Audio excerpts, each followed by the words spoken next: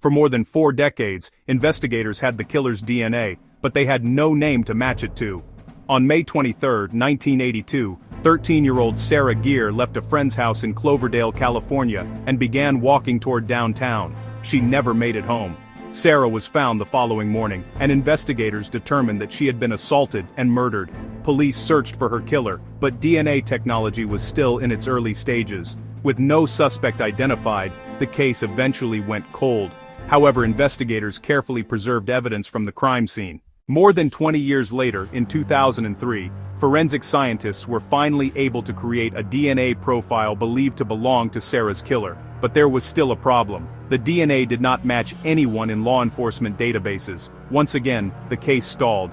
Then, in 2021, investigators reopened the case using modern genetic genealogy.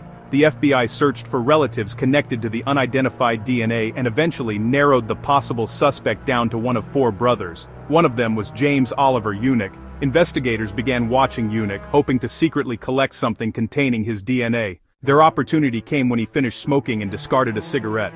Investigators recovered the cigarette and sent it for testing. The results finally delivered the breakthrough they had been waiting more than 40 years for. According to prosecutors, the DNA from the discarded cigarette matched the DNA profile preserved from Sarah's case. Eunuch was arrested in July 2024. He denied killing Sarah, but a jury rejected his explanation and found him guilty of first-degree murder. On July 10, 2026, 44 years after Sarah's death, James Oliver Eunuch was sentenced to life in prison without the possibility of parole. A single discarded cigarette helped expose the truth. But this case was truly solved by preserved evidence, advancing technology, and investigators who refused to let Sarah Geer be forgotten.